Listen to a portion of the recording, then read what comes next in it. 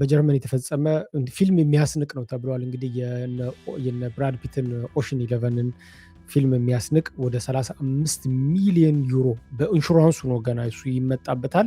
እንግዲህ ሽሊስፋህ ማለት እንግዲህ አንድ ባንክ ጀርመን ሀገር ውስጥ ባንክ ልክ ፊልም ላይ እንዳያችሁት ለምሳሌ ልክ እንደ ዘ ቦርን አይደንቲቲ ላይ እንዳያችሁት ሽሊስፋህ ወይም ደግሞ የሴፍ ዲፖዚት ቦክስ መከራየት ትችላላችሁ። ከዛ ከባንኩ ጋር ፈርትራግ አድርጋችሁ ተስማምታችሁ ያንን ቆልፋችሁ የራሳችሁ ንብረት መያዝ ትችላላችሁ ማለት ነው። እንደምታዩት ብዙ ጊዜ እንደዚህ አይነት ሰርቪስ አለ። ያ ወርቅ፣ ብር፣ አንዳንድ ገንዘቦች፣ በጣም የከበረ ድንጋይ፣ በጣም ወሳኝ ነገሮች ባንክ ውስጥ ማስቀመጥ እንደሚቻል ይታወቃል እና በተወሰነ ደረጃ ኢንሹራንስም የሚቀመጥበት ነገር እንዳለ እሙን ነው። ሰሞኑን የተፈጸመው ግን በጣም እጅግ በጣም በታሪክ ታይቶ የማይታወቅና ረቂቅ በሆነ ዘዴ ነው የተሰረቀው የተባለው። እንግዲህ እንደሰማችሁት በፓርክ ውስጥ ገብተው ነው ቦርብሮ ገብተው የአላርም ምንም ሳይነቃባቸው ግምቱ ወደ 35 ሚሊዮን ዩሮ የሚያክል ማለት ነው ንብረት ይዘው ተሰውረዋል። ምንም አይነት እስካሁን ድረስ ዛሬ ማታ እስከጣራሁበት ጊዜ ድረስ 3250 አካባቢ ናቸው ተከፍተው ተሰብረው የተወሰዱት። እንግዲህ እንደምታውቁት ባንኩ ማለት ነው ምንም አይነት መረጃ አይኖሩም። ውስጡ ያለውን አማውንት ሪሰርች ለማድረግ ሞክሬያለሁ። የማወቅ የሚችልበት እንትን የለም። ጀስት እናንተ ቦታውን ነው የምትከራዩት ማለት ነው። መቆለፊያውን አዲሱ የሚሊተሪ ቬርዲንስ ገዜትስ የሚባለው ነው። አዲስ ነው። እንግዲህ ወንዶች ግዴታ አለባቸው ከጃንዋሪ 1 2008 ጀምሮ የተወለዱ ልጆች ማለት ነው እዚህ ጀርመን ውስጥ የጀርመን ዜግነት ያላቸው ልጆች ወንዶቹ በግዴታ መሙላት አለባቸው አንድ ፎርም፣ ሴቶች ደግሞ በፍራይቪሊንግ ነው። ነገር ግን የሚሊተሪ አገልግሎቱ ያው እንደምታውቁት በፍራይቪሊንግ ነው። ያው ምርመራ ከተደረገ በኋላ ወደ እንዲገቡ ይደረጋል። ይሄ ተግባር የሚሆነው አሁን በዚህኛው ወር ነው ማለት ነው። ሌላው የሶሻል ቨርዚሸሩንግ እና ጌሱንታት ቬሰን ወይም ደግሞ ከሬንተን ሶሻል ቨርዚሸሩንግ ፊሊስቴሽ የምንላቸው መጠኑ ተስተካክሏል በአሁኑ። ያ ማለት አንድ ስራ የጡረታና የሕክምና መከፈል ያለበት ስራ ምንድን ነው የሚለው በየአመቱ እንትን ይደረጋል፣ አንፓሰን ይደረጋል ወይም ደግሞ አጀስት ይደረጋል አማውንቱ።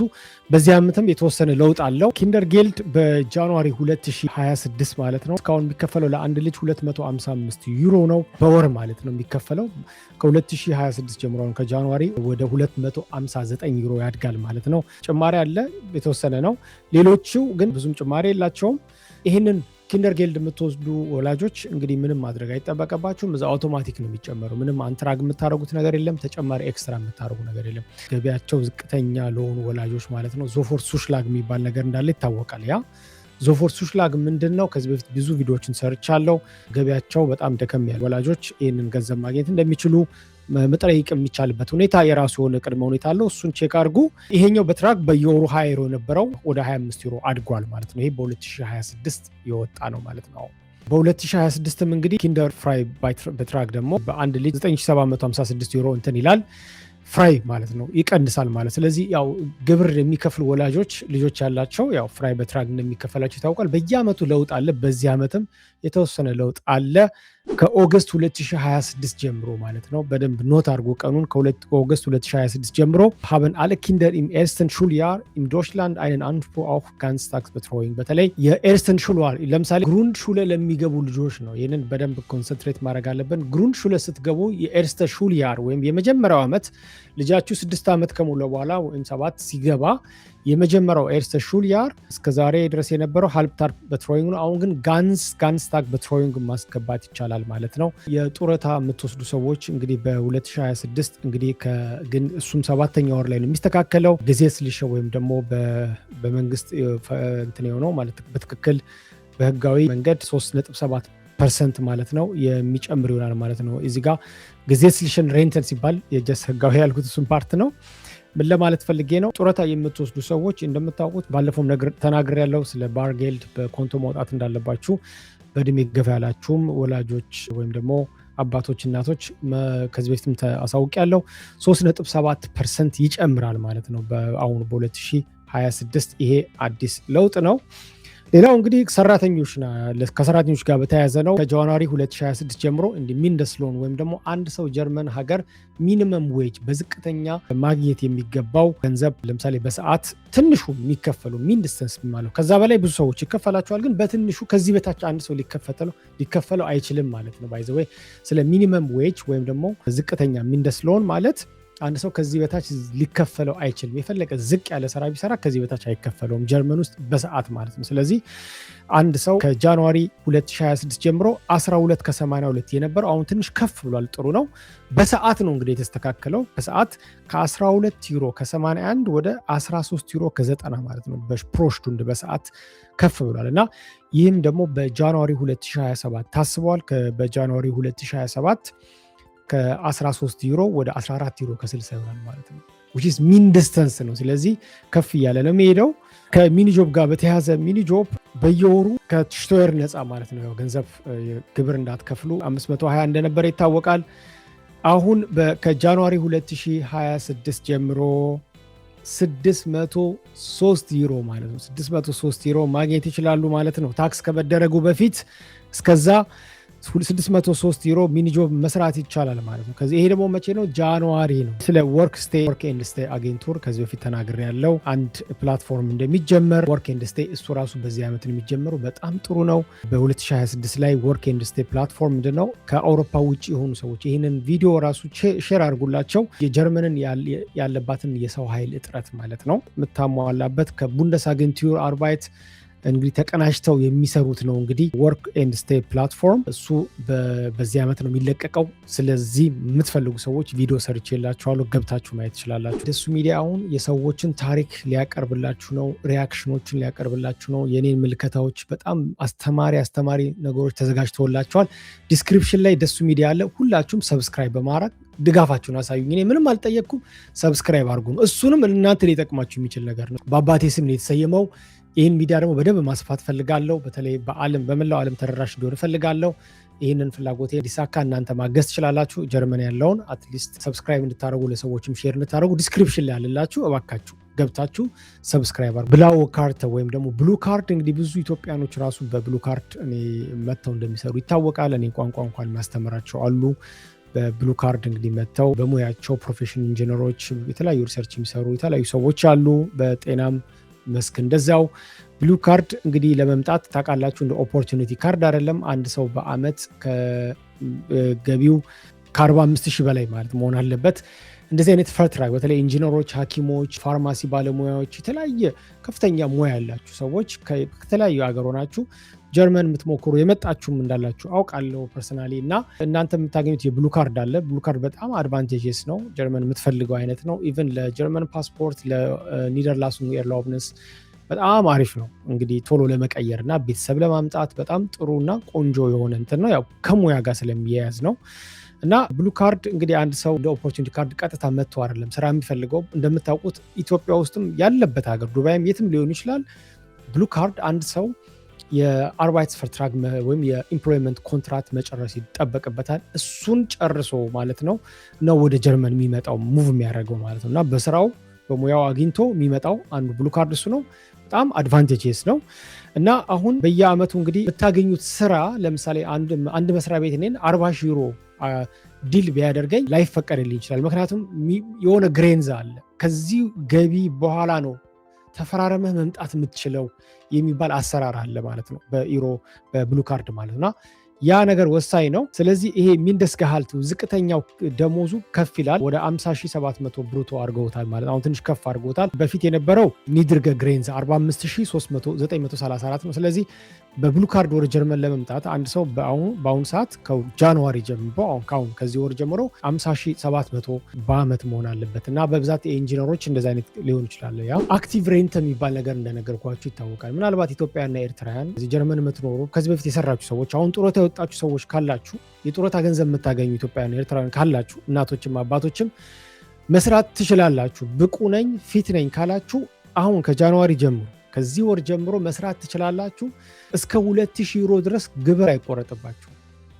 ይህንን ያልሰማ ከዚህ በፊት ካለ አክቲቭ ሬንት ይባላል። ይሄ መንግስት ሬንት ወጥተው ጡረታ እያገኙ ግብር ሳይከፍሉ ለመደጎም። ስለዚህ የተወሰነ ስራ እየሰራችሁ እስከ 2,000 ዩሮ 1,000 ማገኙ 2,000 ማገኙ እናቶቼ አባቶቼ መስራት ትችላላችሁ። በሽቶየር ሲስተም ላይ አዳዲስ ለውጦች አሉ። ግሩንድ ፍራይ በትራግ ማለት አንድ ሰው ግብር በሚከፍልበት ሰዓት በሙሉ የሚያገኘው ገንዘብ አይደለም ግብር የሚቆረጠው። እንደምታውቁት ከግብር ነፃ የሆነ አማውንት አለ። አገር ቤትም ታውቃላችሁ፣ ሌላ ሀገርም አለ። በየአመቱ መንግስት ብዙ ታክስ ላለማድረግ አሻሽላለሁ የሚላቸው ነገሮች አሉ። እንግዲህ የግሩንድ ፍራይ በትራግ የሚባለው ፓርት ማለት ምንድን ነው? ለምሳሌ እኔ በወር 2000 ማገኝ ከሆነ በአመት 24000 ይሆናል አይደለ? ግብር የሚደረገው በሙሉ 24000 አይደለም። የሆነ ፓርት አለ የሚቆርጥ። ያ ከስንት ብር ነው? ከ12096 ብሩ ግሩንድ ፍራይ በትራግ ነው፣ ፍሪ ነው ማለት ነው። ከዛ በኋላ ያለውን መንግስት ታክስ የሚያደርገኝ ማለት ነው። አሁን ይህን ለማስረዳት ከተጠቀምኩኝ ግሩንድ ፍራይ በትራግ በ2010 ከጃንዋሪ ጀምሮ አሁን ከ12096 ዩሮ ወደ 12348 ከፍ ይላል ማለት። ስለዚህ ብሩ ከፍ አለ ማለት እኔ የምከፍለው ታክስ ዝቅ ይላል ማለት ነው። ሽቶየር ግብር በምታስመልሱበት ታክስ ዲክላሬሽን ወይም ደግሞ ሽቶየር ኤክሌሩንግ ላይ ከዚህ በፊት የሰራሁላችሁ ዜና አለ። የፔንደር ፓውሻል የሚባል ከመስሪያ ቤት ከቤታችሁ ወደ መስሪያ ቤት የምትሄዱት በፊት ከሆነ ኪሎ ሜትር በኋላ ነበር የሚለካው። አሁን ግን ከዜሮ ነው ከጀመራችሁበት እንደሚለካ። ይህም ደግሞ በ2026 የሚጀመር ነው። ስለዚህ ሽቶየር ኤክሌሩንግ ስታደርጉ ለትራንስፖርት የምታወጡት በተወሰነ ደረጃ ከፍ ይላል ማለት ነው። ሹፋ ትራንስፓረንተር ይሆናል። ኦንላይን ፎር ፊውባር በጣም በቀላሉ ኦንላይን ሹፋን ማግኘት እንችላለን። ይሄ ከ2026 ጀምሮ አዲስ እንትን ያለ ነው ማለት ነው። ዶችላንድ ቲኬት ያው እንደምታውቁት ከዚህ ወር ጀምሮ 63 ዩሮ ይገባል። በአፕሪል ላይ ደግሞ ተርሚናል ድራይ ይከፈታል። ፍራንክፈርት ውስጥ ምንድነው የፍሉግሃፈን ፍራንክፈርት ተርሚናል ድራይ ይከፈታል። በአፕሪል 2026 ላይ ነው የሚከፈተው። በጣም ትልቅ ነው።